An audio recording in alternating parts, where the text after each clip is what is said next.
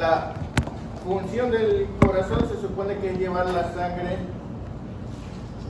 oxigenada a los tejidos y recoger la sangre desoxigenada, ¿no verdad? Pero en el adulto ese intercambio se lo hace con los pulmones. Resulta que el feto no respira, entonces no tenemos que mandar la sangre a los pulmones. Si el feto mandara la sangre a los pulmones, esa sangre igual no se oxigenaría, sería un desperdicio de gasto cardíaco, ¿no verdad? Entonces, existe el reflejo para mantener la relación ventilación-perfusión, que llaman ustedes, ¿no? VQ. ¿Ya? Cada vez que un alveolo se cierra, el vaso sanguíneo correspondiente se contrae, ¿verdad?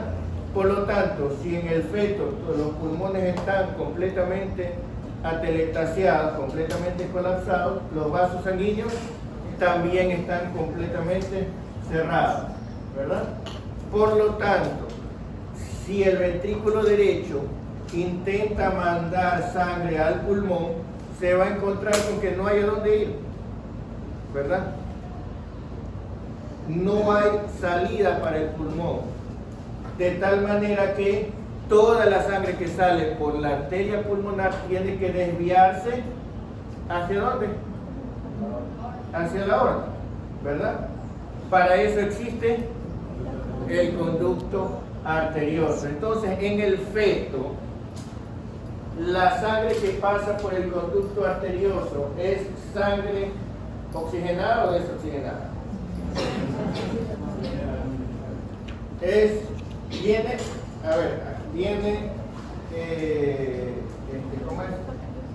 ¿Cómo se oxigena la sangre del feto? A través de la placenta, ¿no verdad? Entonces, la arteria umbilical sale ¿de cuál? ¿De dónde sale la arteria umbilical? Ya estudiaron anatomía. ¿De dónde sale la arteria umbilical? Es rama de la ilíaca interna, ¿verdad? Que a su vez es rama de la ilíaca común, que a su vez es rama de la aorta. Bueno, entonces, de la circulación sistémica sale la arteria umbilical, se oxigena, regresa por las venas umbilicales. Las venas umbilicales, por lo tanto, van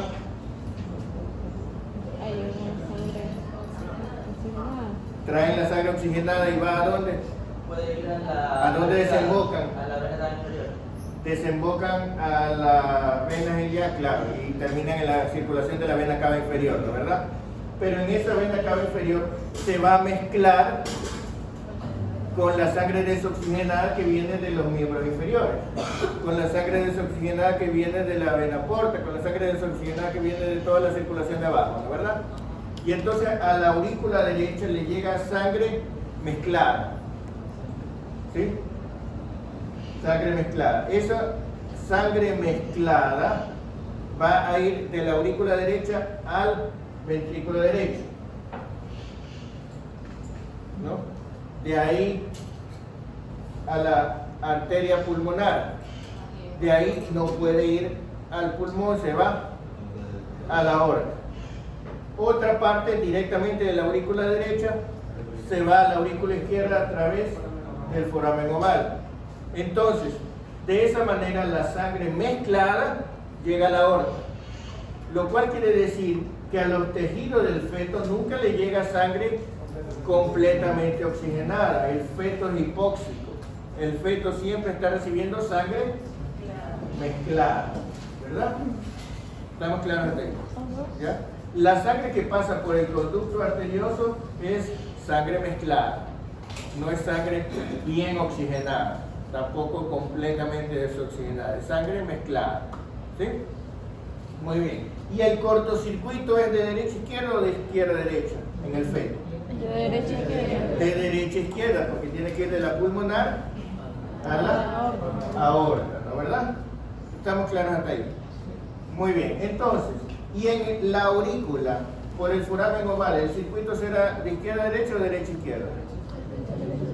De derecha a izquierda también. ¿Por qué? Porque en el feto la presión derecha es mayor que la izquierda, porque el pulmón está totalmente colapsado. Usted intenta ir para allá y se topa con una pared, están todos los vasos cerrados. La presión pulmonar está tan alta que es mayor que la presión sistémica. Cualquier cortocircuito en el feto da origen a pasos de derecha a izquierda. ¿Estamos claros? Pero eso es beneficioso porque en este caso la oxigenación se hace en el lado derecho, ¿verdad? ¿Sí? Que viene la sangre por la vena cava inferior, llega la poca sangre oxigenada. Muy bien. Entonces, con esta mezcla de sangre ya se oxigena. Eso es lo que ocurre. ¿Qué pasa entonces? Se va por la aorta. De la aorta, pues, una parte va a los tejidos y una parte va a la arteria umbilical a oxigenarse. ¿No es verdad? Y se repite el proceso. Nunca pasamos por los pulmones. ¿Ya? Por lo menos una cantidad insignificante. Pues casi nada pasa por los pulmones. ¿Ya? ¿Estamos claros de ahí? Bueno, ¿qué pasa al nacer? Al nacer el bebé por primera vez respira. Y al respirar se abren los alveolos. Y al abrirse los alveolos por reflejo, se dilatan los vasos sanguíneos. Y entonces, al abrirse bruscamente los vasos sanguíneos del pulmón, ¿qué pasa con la presión pulmonar? Bruscamente disminuye. ¿Por qué el ventrículo izquierdo es más grueso en las paredes que el derecho? Porque tiene que bombear mayor presión de sangre. ¿Verdad? Pero resulta que en el feto la presión era mayor en el lado derecho. Entonces, cuando recién nacemos, el ventrículo derecho normalmente está Más grueso. hipertrofiado, diríamos, ¿no? Pero eso es normal en esa edad. De hecho, si usted hace un electrocardiograma en un recién nacido, va a encontrar el El eje eje hacia el eje. hacia la derecha. ¿Sí? Pero bueno, bruscamente cae la presión pulmonar. Ahora resulta que sí se puede ir al pulmón. Entonces la sangre que iba a la arteria pulmonar y que se desviaba hacia la aorta, ya no tiene por qué irse hacia la aorta. Se va hacia el pulmón. Y luego de que se va hacia el pulmón, ¿por dónde regresa? Por las venas pulmonares que desembocan en la aurícula izquierda. Y por lo tanto, la aurícula izquierda ahora recibe mucho más sangre que lo que recibía estando en el feto. Y el ventrículo izquierdo también va a recibir mucha más sangre que la que recibía estando en el feto.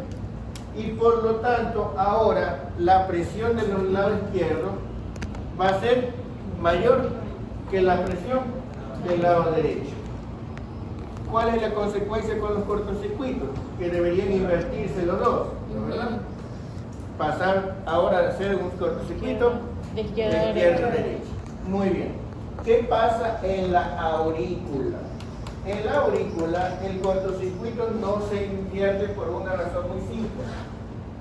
La aurícula tiene una configuración anatómica, el septum interauricular tiene una configuración anatómica que hace que estén superpuestas el septum primo con el septum secundum. De tal manera que cuando la presión, a ver, digamos que esto es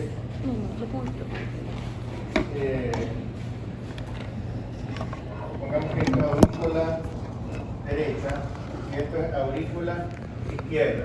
Cuando estamos como es en el feto, el cortocircuito es derecha-izquierda. Entonces, en el feto pasa esto. El cortocircuito va por aquí.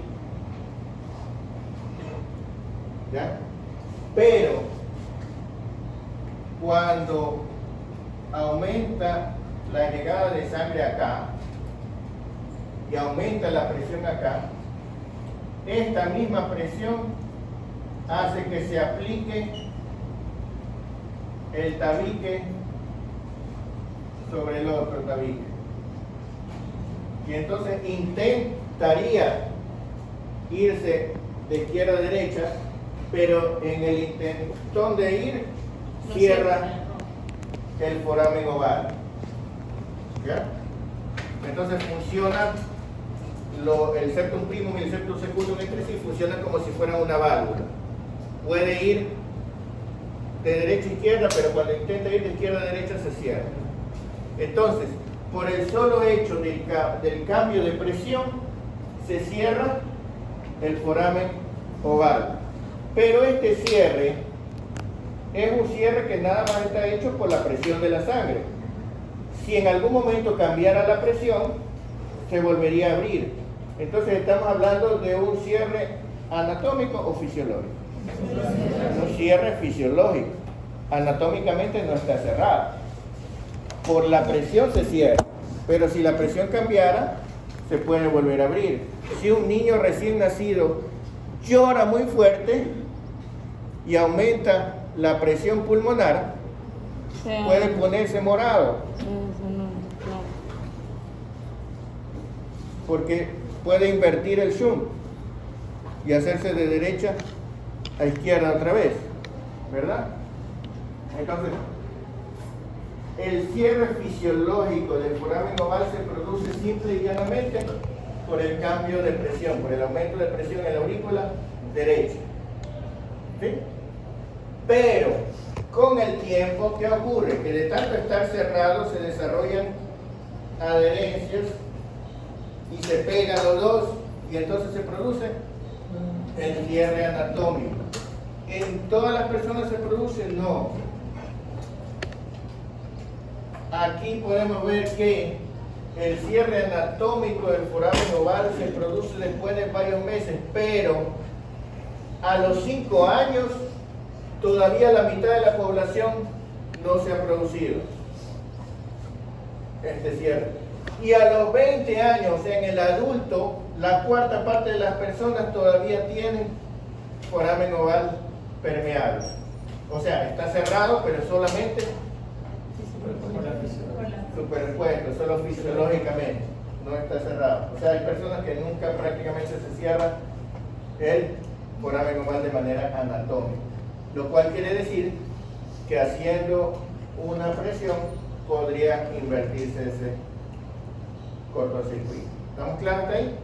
Entonces, tenemos un cierre fisiológico y un cierre anatómico. ¿Qué pasa con el conducto arterioso?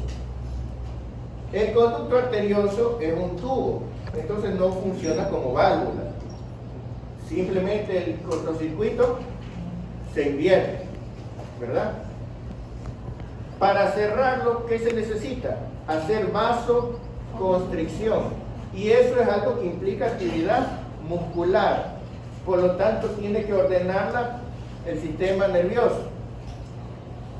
Y no puede ser una orden voluntaria, no es que el feto va a decir, me toca cerrar el conducto. No, ¿verdad? Tiene que ser un reflejo. Pero ¿cómo va a saber el conducto arterioso que le toca cerrarse? El cortocircuito se invierte, ¿verdad?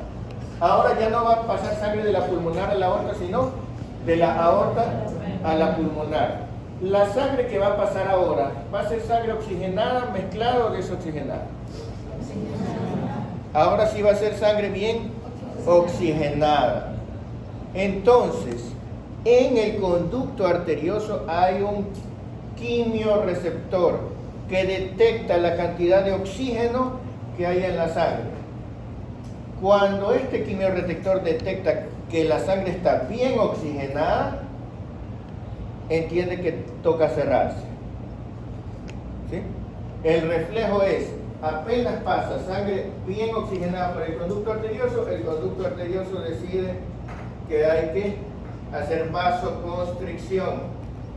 Y ese es el cierre fisiológico del conducto arterioso, porque lógicamente si es actividad muscular, si el músculo se vuelve a relajar, se vuelve a abrir, ¿verdad?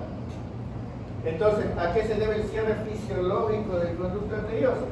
Se debe a que, exacto, la sangre oxigenada, el paso de sangre oxigenada de la aorta a la pulmonar, ¿sí? Pero después de algún tiempo de estar con vasoconstricción y de no pasar sangre por allí, degenera todo el vaso y se convierte en un tejido fibroso y por lo tanto en un ligamento que se llama el ligamento arterioso, ¿verdad? Que es como lo conocemos en el adulto. ¿Estamos así? ¿Ya? Bueno, lógicamente, si este cierre es un reflejo, utilizan mediadores químicos, ¿no? ¿Verdad? ¿Ya? Por eso es que usted puede utilizar fármacos para evitar que se cierre el conducto arterioso si es que no quiere que se cierre. ¿Sí? Y además de eso, debemos entender que una patología en la que la sangre no se oxigene pues puede hacer que demore más en cerrarse, ¿verdad? Muy bien.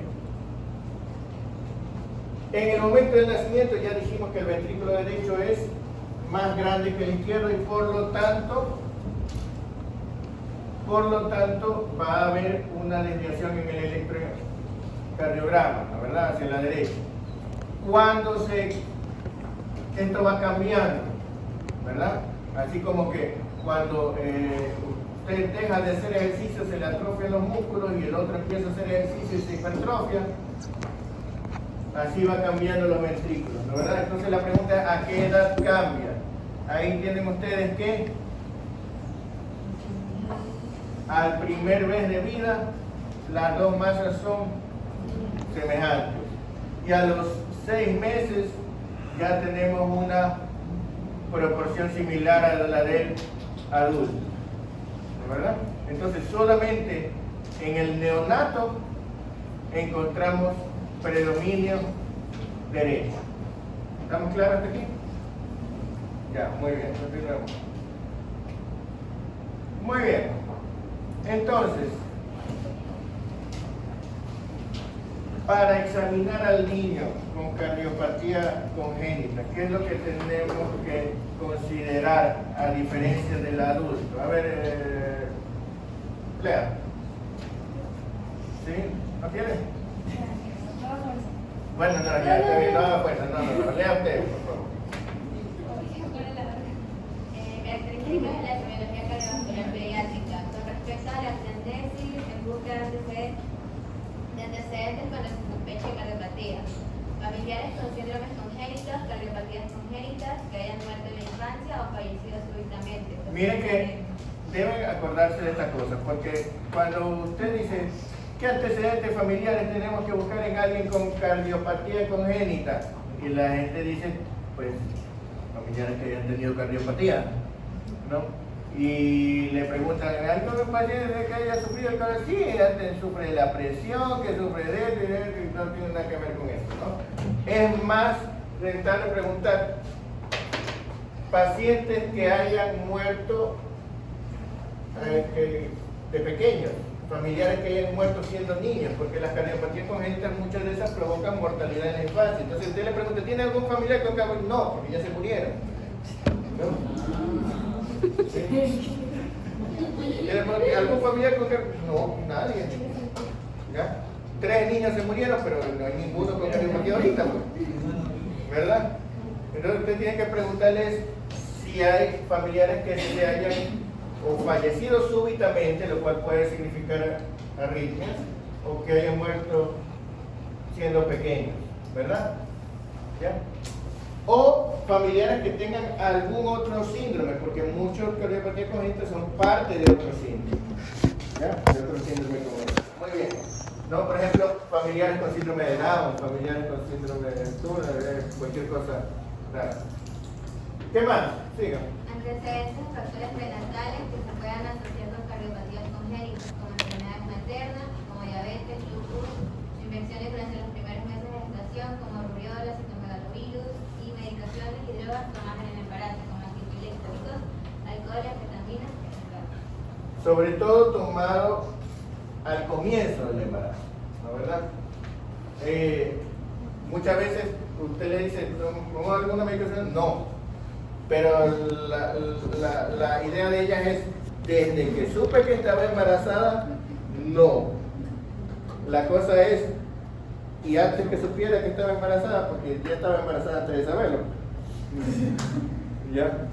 Entonces la cosa es que estaba tomando antes y dejó de tomar, porque ese primer mes, esos primeros 2 meses, a lo mejor ahí estuvo la noxia, ¿no? ¿Verdad? Continuar.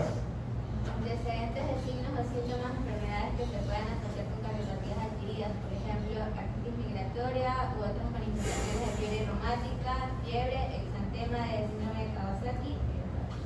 Supongo que se acuerdan de los criterios de Jones.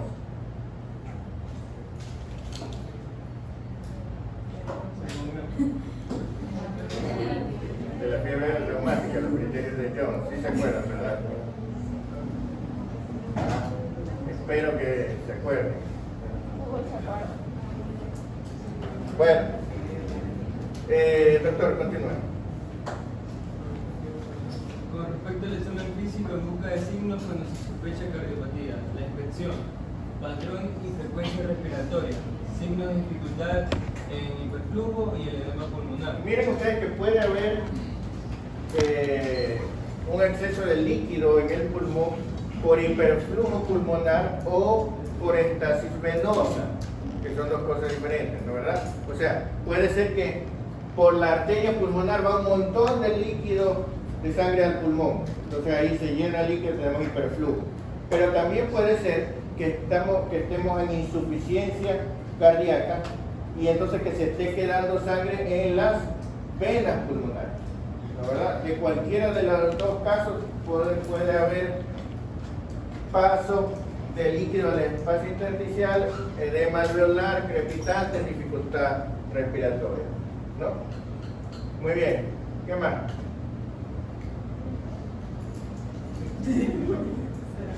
Color de la piel, palidez y sudoración en las arritmias, cianosis en diversas cardiopatías, cutis marmorata cuando se está elevando la temperatura en un proceso febril. Muy bien, ya conocen el significado de esas cosas, ¿no? ¿Verdad? ¿Qué más? Asimetrías torácicas, síndrome de Poland, cardiomegalias importantes. Eso en el adulto no lo notamos tanto, ¿no? Pero en el niño, usted hasta solamente viendo el tórax puede ver que está bombado del lado del corazón y sospechar ya solo con eso una cardiopatía. Y por otra parte, el síndrome de Poland es una malformación en la cual falta músculo de la pared torácica anterior, normalmente falta el pectoral mayor, a veces faltan también el menor u otros músculos, entonces se nota como que está más hundido de un lado porque falta el pectoral. Y eso, solamente ver eso, usted debe saber que se asocia con cardiopatía, ¿no? ¿Verdad? ¿Ya? Muy bien. Y antes de eso, Malformaciones congénitas visibles en cualquier parte del cuerpo. como cualquier malformación congénita, busque en cualquier parte del cuerpo, examine porque cualquier otra malformación le puede dar la pista de cuál es la causa de esa cardiopatía. Siga. A ver, doctor. Sí. Evaluación. Aplicar la mano completa para valorar dónde está el choque de punta, descubrir el miocardio. O sea, usted aplica toda la mano. ¿Ya? ¿Qué pasó? Aplica toda la mano para ver dónde está. Siga. Sentir frémitos. Valorar la intensidad de los pulsos centrales y periféricos de las 4 extremidades y percibir si hay arritmias. Y Mire que es muy frecuente que ni siquiera se valoren los pulsos. ¿Ya? Peor que se valoren los pulsos en las 4 extremidades, ¿no? O sea, ¿cuántos pacientes ustedes examinan y le toman el pulso aquí y luego dicen, y ahora le voy a tomar acá y acá? ¿Ya? Pero no es difícil, ¿ya? Si los cardiólogos están acostumbrados, los cardiólogos están acostumbrados a tomar el pulso con las 2 manos así. De una vez el radial y el perio. Así, ¿ya? Radial y el perio. Que no es algo tan difícil de hacer, ¿ya?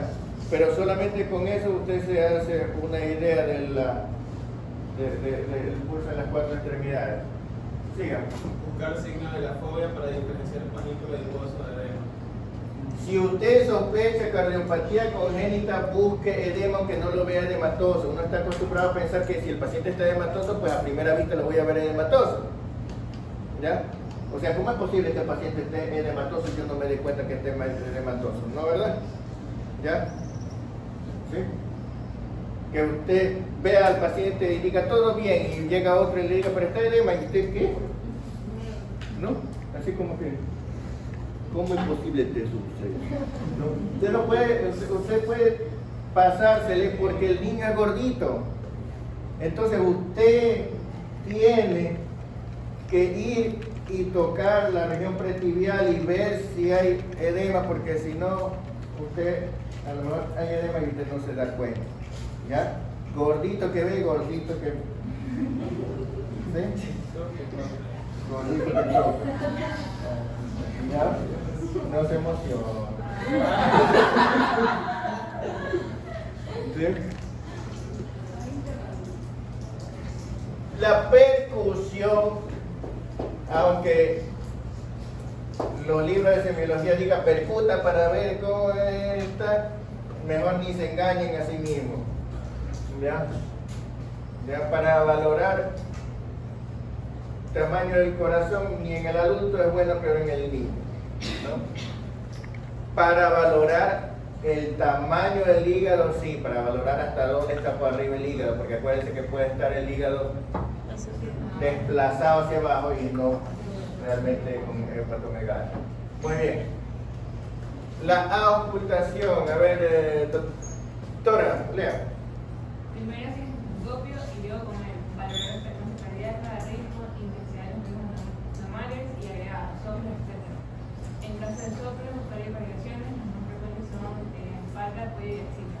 En este caso es importantísimo que aunque usted no escuche soplo, ausculte la espalda.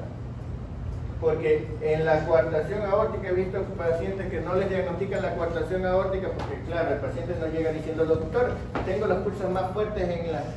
¿No? ¿Sí? En la coartación aórtica muchas veces el paciente queda sin diagnosticar hasta la adolescencia, hasta la vida adulta, porque el soplo no se oye bien acá y nadie se acostumbra a que pueda oírse un soplo cardíaco hacia atrás. ¿Sí? En la coartación aórtica el soplo se oye mucho mejor atrás que adelante. ¿Sí? Así que solamente para valorar usted ausculte la espalda de un niño, no solamente ausculta campos pulmonares, sino que también ausculta a ver si no hay soplo. ¿Sí? Siga. Tomar la presión arterial y la saturación de oxígeno en miembros superiores e inferiores. Esto también para coartación aórtica, la saturación de oxígeno arriba y abajo, ¿no, verdad? Si es que sospecha. Siga. En los vecinos ácidos y neonatos debe repetirse la auscultación por varios días, porque algunos soplos pueden aparecer o desaparecer por cierre o reapertura de conducto arterioso o de forma naval. Acuérdense que no están cerrados anatómicamente, están solo cerrados fisiológicamente, entonces en determinado momento puede aparecer o desaparecer el soplo, pueden abrirse o cerrarse estos conductos y eso puede significar varias cosas. Siga. A ver, doctora. No, usted. Sí. La cianosis es enfermedad ¿Te alcanza a ver? enfermedad Te da a ver, doctora. La cianosis no debe confundirse con multifemorata. Conviene recordar que la cianosis es la coloración azulada de la piel y cosas que depende de la concentración de carboximoglobina y de la hipocemia, aunque suele estar asociada a esta última. Esto implica que en un paciente con anemia difícilmente presentará cianosis, mientras que en un paciente con hipolimia mostrará cianosis muy fácilmente. Para que exista cianosis de causa cardíaca pura sin insuficiencia respiratoria debe existir un cortocircuito de derecha a izquierda. Esto puede darse en las siguientes circunstancias. Cuando hay al mismo tiempo una complicación... A ver, déjalo ahí. Miren ustedes, para que existe cianosis de causa cardíaca, tomen en cuenta que la cianosis es producida por el aumento de carboximoglobina. Esto puede ser de causa cardíaca o de causa respiratoria. O sea, puede ser que el paciente se esté ahogando y lógicamente retiene CO2. ¿Ya? Eso no, la cianosis no implica que sea un cardiópata. La cianosis de causa cardíaca se puede producir por varios mecanismos. Aquí tenemos los mecanismos por los que se puede producir la cianosis cardíaca, no la cianosis respiratoria. La primera cosa es, como en la tetralogía de Fallot, que haya cortocircuito de derecha a izquierda, ¿no? ¿Verdad? Cortocircuito de derecha a izquierda, ¿cuándo va a haber? Primero tiene que haber una comunicación entre la izquierda y derecha. O sea, en una coartación aórtica no puede haber cianosis, porque no hay comunicación izquierda-derecha. En una estenosis pulmonar pura no puede haber cianosis, porque no hay comunicación. Tiene que haber alguna comunicación entre la izquierda y la derecha para que haya cortocircuito de derecha a izquierda.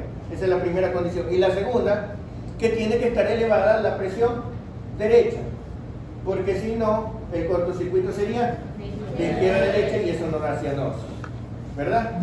Entonces, tiene que haber las dos cosas. Una comunicación, que puede ser una CIA, una CIB, un ductus, o incluso en algunas ocasiones colaterales anormales que se hayan formado entre la aorta o sus ramas y la pulmonar o sus ramas, ¿no? ¿Verdad? También es posible que se hayan formado colaterales anómalas, ¿no?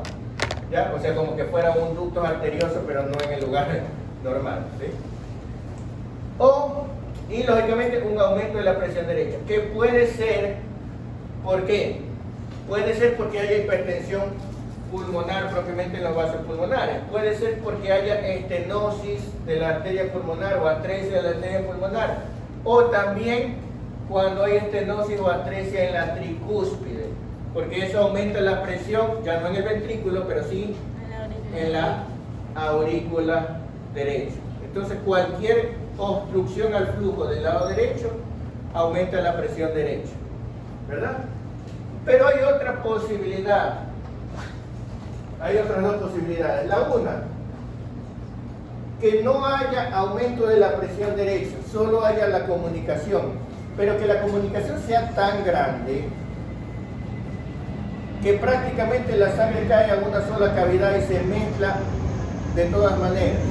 Por ejemplo, cuando hay un ventrículo único, cae la sangre y por más que la presión esté más en la izquierda, igual se mezcla toda la sangre, porque la comunicación es demasiado amplia. O cuando hay un canal AB común, ¿no? O una aurícula única. Entonces, en estos casos, si la comunicación es, o cuando hay una combinación de todo, ¿no? Como la comunicación es tan grande, de todas maneras resulta haber mezcla y de todas maneras pasa algo de sangre venosa hacia la aorta y también hay cianosis, ¿verdad? Aunque no esté aumentada realmente la presión derecha. Esa es una posibilidad, cuando la comunicación intracardíaca es muy amplia o múltiple. Y la otra, cuando de por sí los vasos ya están al revés, ¿no? O sea, si del ventrículo derecho, en vez de salir la pulmonar, sale la aorta, pues ya de por sí va llevando sangre venosa, ¿no? ¿Ya? Si las venas desembocan en la aurícula que no es, ya de por sí llevan la sangre, pueden llevar la sangre venosa, ¿no? ¿Verdad? Entonces, eso significa que la posición anómala de los importantes vasos, de los vasos grandes, puede producir cianosis cardíaca de por sí. ¿Ya? ¿Hasta ahí estamos claros? ¿Sí? Ahora,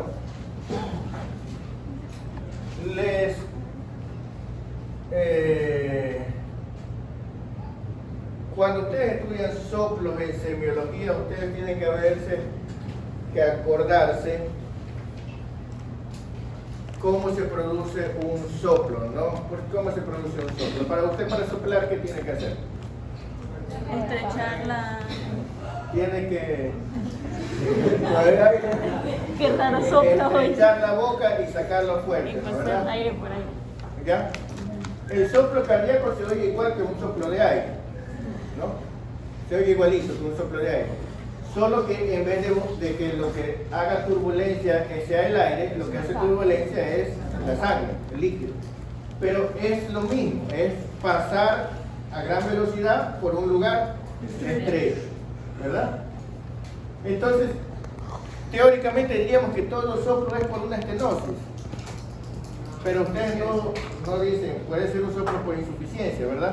Pero ¿qué pasa en la insuficiencia? El soplo de la insuficiencia valvular, ¿por qué se produce? Porque la válvula no se cierra completamente. Y entonces, ¿qué pasa? Se regresa del ventrículo hacia la aurícula o de la arteria hacia el ventrículo.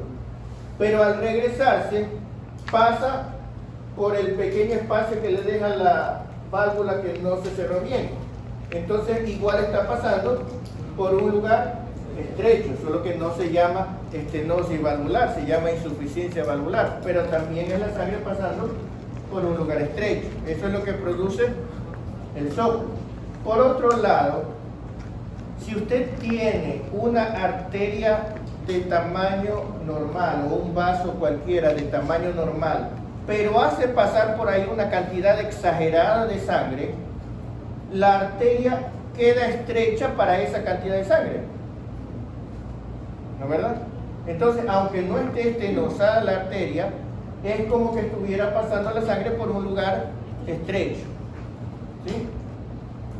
¿Ya? O sea, usted puede tener una gran avenida, pero si de pronto todo el mundo quiere pasar por allí, queda estrecha, ¿verdad? Entonces, eso da origen a un soplo. Por ejemplo, en un paciente con comunicación interventricular, con una gran CIB, ¿sí? Imagínense que tengo una enorme CIB. Debería tener soplo porque la sangre pasa de un ventrículo al otro. Pero como está muy grande, no se oye. Por eso a veces una gran cardiopatía puede incluso no dar soplo. Pero resulta que toda esa sangre se va a la pulmonar. A veces, en ese paciente con CIB, usted le escucha un soplo en el foco pulmonar, un soplo sistólico en el foco pulmonar. O sea, si usted utiliza esa mnemotecnia que dice SIDE, ¿se acuerdan? Si usted usa esa mnemotecnia, usted lo oculta, usted dice este paciente tiene estenosis pulmonar. Y ese paciente no tiene estenosis pulmonar, tiene CIB. Pero esa arteria pulmonar está estrecha para la cantidad de sangre que le está pasando. ¿Me explico? ¿Ya? Entonces, ese paciente no tiene el soplo de la comunicación y en cambio tiene el soplo pulmonar. ¿Me explico? Entonces, cuando usted trata de usar esta mnemotecnia, usted debe entender que esto de diastólico, insuficiencia, sistólico, estenosis puede ser relativo. ¿Ya? No implica necesariamente que haya realmente estenosis o que haya realmente insuficiencia. Puede ser que haya quedado así con relación a la cantidad de sangre que está pasando. ¿Ya? Es como que usted dice, hay un embotellamiento de tráfico. Puede ser que la carretera sea muy estrecha o puede ser que haya demasiados carros. ¿No es verdad? En los dos casos hay embotellamiento, así mismo en los dos casos hay soplo. ¿Sí? Miren, por ejemplo, un paciente que tenga una gran dilatación del ventrículo derecho. Solo por el hecho de tener una gran dilatación del ventrículo derecho, ¿qué pasa con la tricúspide? Se expande y se hace Se insuficiente. expande el anillo y cuando quiere cerrarse, ya no alcanza a cerrarse. Entonces hace un soplo de insuficiencia tricuspidia. ¿Le pasa algo a la válvula? No. Es el ventrículo el que está, pero hace una insuficiencia. ¿Por qué?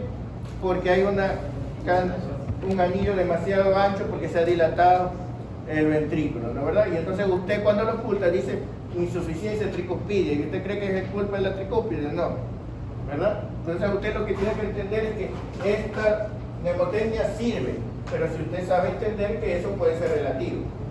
¿Estamos claros? ¿Ya? Muy bien. Ahora Ya dijimos que es importante ocultar la espalda. En cuanto a pulso y presión arterial, ya dijimos que hay que ver en las 4 extremidades. La frecuencia cardíaca normal varía con la edad, pero no solo varía con la edad, sino que varía con el estado fisiológico. Usted tiene que saber que la frecuencia va a cambiar cuando el niño está dormido, cuando el niño está despierto y tranquilo, cuando el niño está asustado, cuando el niño está llorando, ¿verdad? Lógicamente que si usted encuentra una frecuencia de 350 no va a decir, bueno, dice que está nervioso, ¿no? ¿Ya? Pero sí puede ser que un niño llorando y pataleando tenga una frecuencia bastante alta, ¿no? ¿Verdad? Entonces usted tiene que tomar en cuenta eso, pero además tiene que ver las tablas de referencia para la edad. Si es que no se la va a aprender de memoria, que difícilmente se la va a aprender de memoria, no lo vaya a buscar cuánto es lo normal para la edad. Pero debe entender que estas tablas de referencia habitualmente se refieren a paciente despierto y tranquilo. ¿Ya?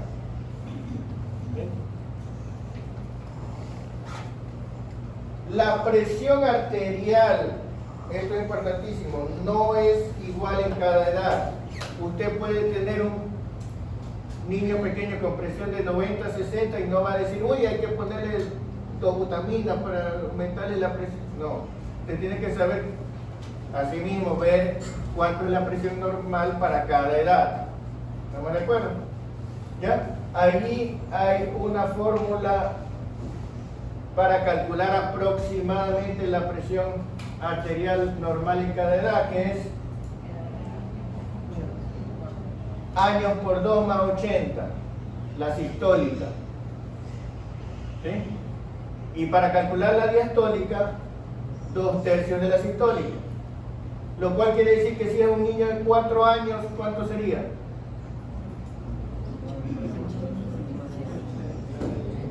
88 la sistólica. ¿Y cuánto sería la diastólica? 2/3 de 88. ¿Verdad? Entonces, así más o menos calcula aproximadamente. Muy bien. Las frecuencias, cuando usted ve cardiología en adultos, usted estudia, creo que medio semestre estudia cardiopatía isquémica, ¿no, verdad? ¿Ya? Porque en los adultos es muy frecuente la cardiopatía isquémica. Los niños no se infartan a cada rato, ¿no? Los niños difícilmente, usted encuentra un niño que va caminando por ahí y de repente, ¡oh! Usted no encuentra eso así nada más, ¿ya? Solo que sea un niño con progeria, con hiperlipidemia congénita, con alguna cosa rara así, no, pero normalmente no. Para que el niño caiga en paro cardíaco es porque primero tuvo 2 semanas enfermo y se fue poniendo peor hasta que, ¿no? El niño normalmente no entra de una en paro cardíaco. En los niños es mucho más frecuente en cardiología ver cardiopatías congénitas, ¿verdad? Pero también se pueden ver arritmias, pero en los niños la mayor parte de las arritmias que se hospitalizan, de las arritmias que llegan a, porque puede ser una arritmia muy leve, pues no es frecuente que llegue algún adolescente diciendo, ay, siento unas palpitaciones, ¿no?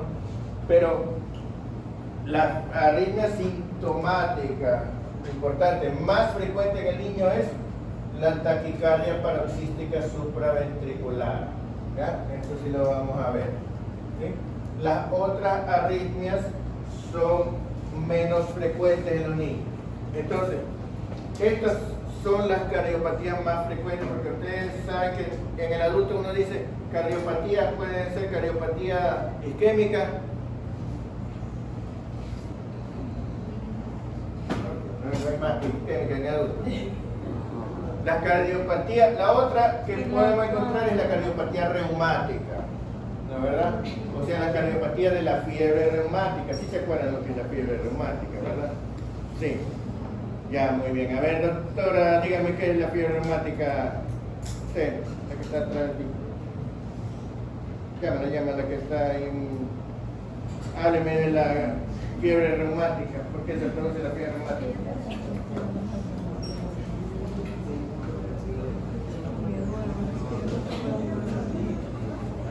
Produce fiebre y reumatismo.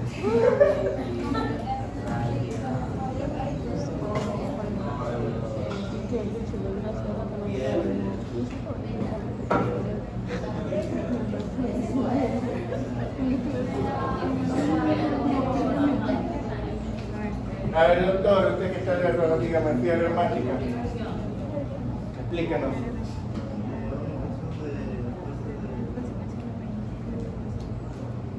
O sea, es una infección que afecta tanto a las articulaciones producidas por no. Entonces el estreptococo se va a la articulación y le infecta. Causa deterioro de las. O sea, primero causa inflamación y esa inflamación causa deterioro de las. Entonces el estreptococo hace inflamar las articulaciones. Previo a una faringomidalitis estreptococcus. Entonces la fiebre reumática es una enfermedad, es un trastorno de autoinmunidad, ¿verdad? Es un trastorno autoinmune que se produce como consecuencia De una faringomidalitis de estreptococcus. faringoamigdalitis, generalmente pueden ser algunas infecciones por el estreptococo beta hemolítico del grupo A, ¿no? Género y especie es Streptococcus pyogenes, ¿no, verdad? El Streptococcus pyogenes, ¿no? Bioquímicamente clasificado como beta hemolítico. Del grupo A. El grupo A, muy bien. Entonces, este estreptococo produce faringitis o alguna infección, pues generalmente son faringitis. Y como consecuencia de esa faringitis, ¿qué hace el cuerpo? Tiene una respuesta inmune. Elabora anticuerpos contra el estreptococo. Pero resulta que ese estreptococo tiene, por pura casualidad, algunas proteínas muy similares a ciertas proteínas de la misma persona. Y las proteínas es el modo o el sitio por el cual los anticuerpos reconocen al estreptococo. Y entonces es como que yo dijera a los policías: busquen al que está de chompa azul, ¿ya? Y resulta que por ahí pasaba alguien inocente, pero con la chompa azul, y lo agarraron por error, ¿verdad? El sistema inmunológico se equivoca, porque tratando de reconocer el estreptococo, resulta que por casualidad esa persona tenía, ya sea en las articulaciones o en alguna parte del cuerpo, proteínas similares a las de ese estreptococo. Entonces, los anticuerpos que deberían combatir solo el estreptococo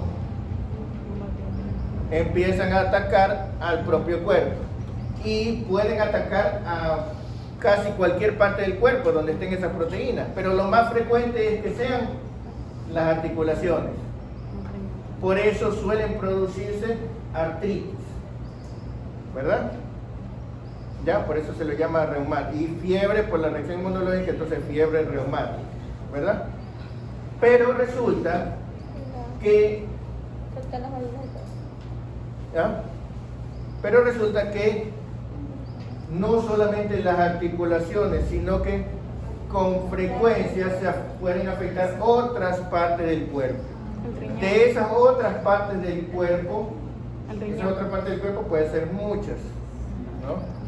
Pero la que más temida por su frecuencia y su gravedad es la afectación del corazón, sobre todo de las válvulas, ¿no, verdad? Lo que más provoca es estenosis mitral, pero puede provocar otra valvulopatía. Esa es la valvulopatía mitral, ¿sí? La cardiopatía mitral, reumática, ¿sí? ¿Ya? Pero, lógicamente, como si nosotros buscamos estreptococo en el corazón, no lo vamos a encontrar, porque no es el estreptococo el que está atacando el corazón, es el anticuerpo nuestro que está atacando al corazón. El estreptococo a lo mejor ya no está. Estuvo una faringitis hace 2 semanas y ahora recién. ¿Sí? Y esta lesión del corazón es progresiva, lo cual quiere decir que después tiene otra faringitis, otro ataque y cada vez tiene más lesión cardíaca. Pero el estreptococo puede afectar a otras, digamos, en los anticuerpos de la fiebre reumática pueden afectar a otras. Por eso es que tienen que estudiarse los criterios de Jones. ¿Ya? ¿Se acuerdan de los criterios de Jones? ¿Ya? Para hacer diagnóstico de fiebre reumática se necesita, primero, evidencia de infección estreptocócica. Ya sea porque hubo un cultivo de faringe que dijo que había estreptococo, o porque le hacemos un asto o alguna prueba de anticuerpo que nos dice que hubo estreptococo o algo. Se necesita evidencia de infección estreptocócica. Y además, cumplir los criterios. Para cumplir los criterios, se los puede cumplir de 2 maneras. O que haya 2 criterios mayores, o que haya un mayor y 2 menores. ¿Sí? Y uno menor, de 2 menores y uno mayor. O 2 mayores, Y o uno mayor y 2 menores. ¿Sí? Pero ya les digo, no basta con cumplir los criterios. Además, hay que tener evidencia de infección estreptocócica. ¿Sí? ¿Estamos claros hasta aquí? ¿Ya? Muy bien.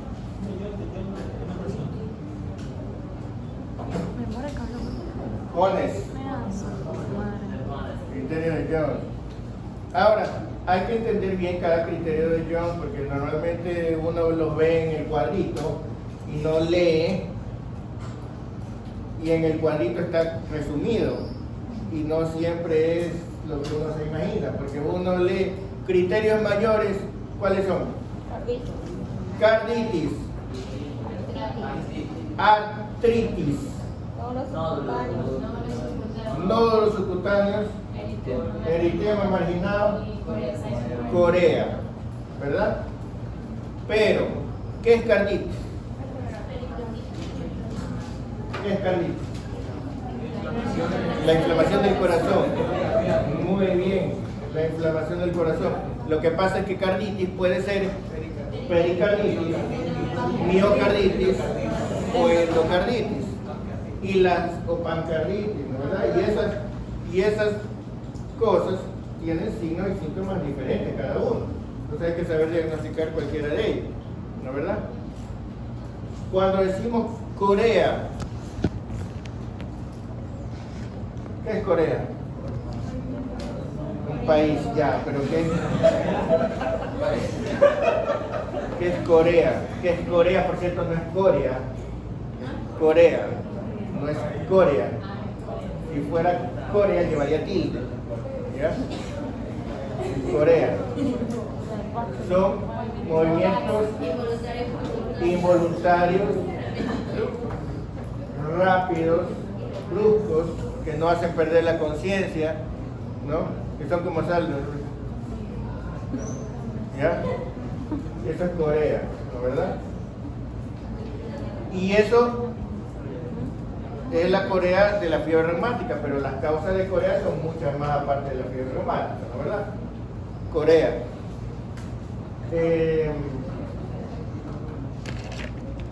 Nódulos subcutáneos. Cuando ustedes vean el eritema marginado y los nódulos subcutáneos, vayan a buscar imágenes en internet de los nódulos subcutáneos de la fiebre reumática, porque no cualquier nódulo subcutáneo son los nódulos reumáticos. Los nódulos de la fiebre reumática suelen estar ¿en dónde? En la articulación. Exacto, suelen verse sobre la superficie de los codos, a veces de la rodilla. Es lo que llamamos los nódulos de Meissner en semiología. ¿sí? Y el eritema marginado, eso sí vayan a verlo en cómo se ve, ¿no? Para que no digan cualquier eritema que es eritema marginado, ¿ya? Y artritis, y aquí tienen que entender bien ¿qué es artritis? Inflamación de las articulaciones. ¿Qué es artralgia? Dolor de las articulaciones. ¿Es lo mismo? No. ¿Qué tiene la artritis que no tiene la artralgia? Inflamación. La inflamación duele, pero además tiene, no tiene solo dolor, sino también incapacidad de movimiento. ¿Qué? calor, rubor, tumor. Entonces, si hablamos de artritis como criterio mayor, no es que le duela la articulación, sino que la articulación esté roja, caliente, dolorosa, se ve inflamada, ¿verdad? ¿Ya? Y tampoco es cualquier artritis, es una poliartritis migratoria de grandes articulaciones. ¿Qué significa eso? Que en un momento le tiene inflamada la rodilla, en otro momento tiene inflamados los codos, en un momento un lado, en otro momento otro lado, va variando de una poliartritis migratoria de articulaciones grandes. ¿Ya? No es que le duele las falanges distales de los dedos, no, le duelen los codos, las rodillas, los hombros, las articulaciones grandes del cuerpo. ¿Sí? ¿Ya? Eso tiene que ser para que sea un criterio mayor de fiebre reumática. ¿Sí?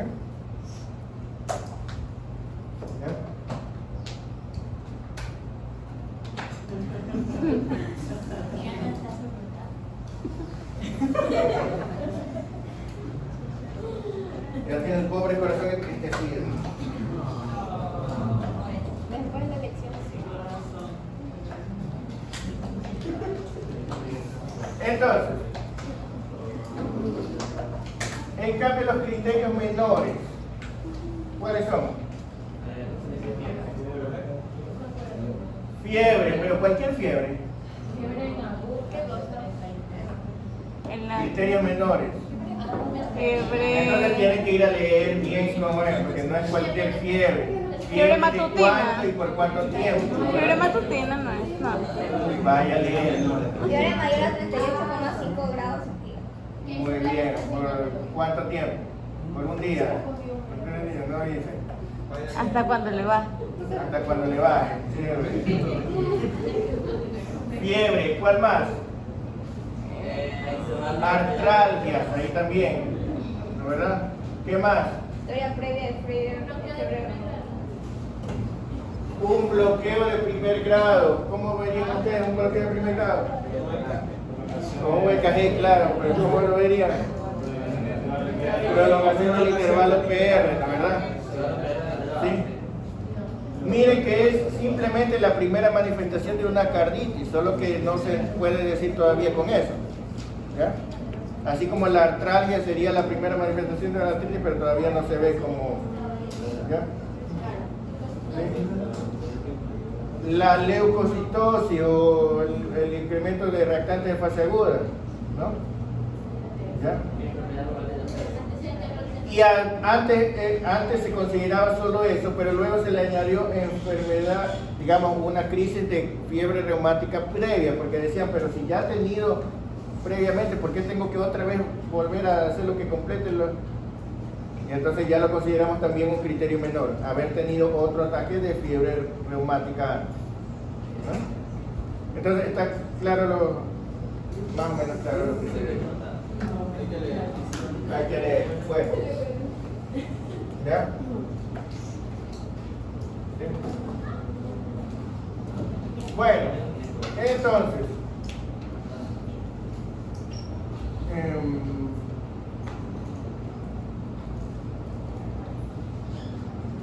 Aquí en otros signos a buscar, ahí tenemos todas las, digamos, muchas de las posibilidades de otras malformaciones congénitas y hay que buscar signos de insuficiencia cardíaca, ¿no? ¿Verdad? Como ustedes saben, la insuficiencia cardíaca, ¿qué es la insuficiencia cardíaca? Incapacidad del corazón para llevar oxigena, o sea, El corazón debe recibir sangre y bombearla, ¿no verdad? Si el corazón recibe sangre y no la bombea, ¿qué pasa? Esa sangre se queda acumulada del lado de las venas. Si el corazón no recibe sangre y por lo tanto tampoco bombea, no recibe suficiente sangre y tampoco bombea, falta sangre del lado de las arterias, ¿no verdad? Cuando hay insuficiencia de bomba, puede haber dos tipos de signos, los signos de congestión y los signos de... ¿ah? No, pues no de hipoxia, de hipoperfusión o de hipoflujo, ¿no verdad? De bajo gasto se llama, ¿ya? Porque llamamos gasto cardíaco. ¿Ya? Entonces, signos de bajo gasto o signos de congestión. Y cuando hablamos de signos de congestión, puede ser de congestión sistémica o de congestión pulmonar. Si la aurícula derecha, digamos, si el corazón del lado derecho no bombea y se queda sangre del lado derecho, ¿en dónde se queda sangre? En las venas cavas. Y por lo tanto, a la aurícula derecha llega a la cava superior, la cava inferior y el seno coronario. Y por lo tanto, ¿qué pasa si se acumula sangre en una vena? Se produce edema, ¿verdad? Se produce congestión venosa, edema. Si eso es del lado de las venas cavas, entonces, ¿de dónde vienen las venas cavas? De todo el cuerpo. Entonces se produce edema generalizado, ¿verdad? Edema generalizado. Lógicamente que si estamos de pie, el edema se va a notar más en miembros inferiores. Y es un edema más oscuro porque hay dilatación de las venas y las venas se ven más oscuras que las arterias, ¿no verdad? ¿Ya? Entonces, es un edema que deja fobia, etcétera, ¿no? Pero es un edema generalizado. Pero hay congestión no solamente allí, hay congestión de todas las venas. En el adulto nosotros señalamos la ingurgitación yugular, pero porque es algo fácil de ver en el adulto. Pero en realidad lo que están ingurgitadas son todas las venas del cuerpo. ¿Ya? O sea, si disecáramos un cadáver que murió de insuficiencia cardíaca, veríamos que todas las venas están ingurgitadas. ¿Ya? Lo que pasa es que aquí se puede. En el niño, el problema es que tienen el cuello corto y grueso. Entonces, muchas veces en el niño no encuentra usted la ingurgitación yugular. Y como el edema se le hace difícil de ver porque es gordito, a veces puede pasar que usted recién se dé cuenta que tiene insuficiencia cardíaca cuando le está haciendo el examen físico y le encuentre hepatomegalia. Porque los órganos se congestionan también y entre eso se congestiona el hígado y el hígado congestionado se hace más grande, ¿verdad? Entonces, el paciente, el bebé que usted lo examina y encuentra hepatomegalia, en un adulto usted encuentra hepatomegalia, nunca por nunca piensa en insuficiencia cardíaca, a menos que esté el cuadro muy florido. Pero en el bebé solo con hepatomegalia usted tiene que ver, déjame ver si no hay edema. Uy, si ha habido edema. Y déjeme revisar, ¿ya?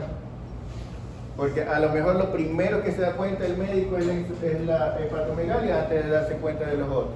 Puede ser que no, pero puede ser que eso ocurra. ¿Ya? Eso. Entonces, en cambio, si la congestión es del lado izquierdo, lo que va a tener el paciente es dificultad respiratoria. El paciente está trabajando por edema pulmonar. ¿Se acuerdan de la crisis de edema agudo del pulmón que produce una tos con expectoración? En adulto. Ajá, muy bien. Una expectoración rosada, la verdad, asalmonada. ¿Por qué? Uno diría hemoptisis, pero resulta que no es que es el esputo con pinta de sangre, es el esputo bien mezclado con la sangre, rosada, porque la sangre viene desde los alvéolos. Entonces está tan mezclado que usted lo que ve es no una mancha de sangre, sino toda la expectoración espumosa y rosada. ¿Sí? ¿Ya? Esa es una crisis de edema agudo del pulmón. Pero eso cuando ya está pues en las últimas, ¿no? O sea, antes de eso simplemente va a tener dificultad respiratoria y si usted lo oculta va a encontrar crepitante, ¿no, verdad? Pulmón húmedo. ¿Sí? Muy bien.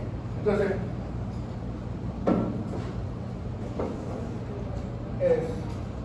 sigamos.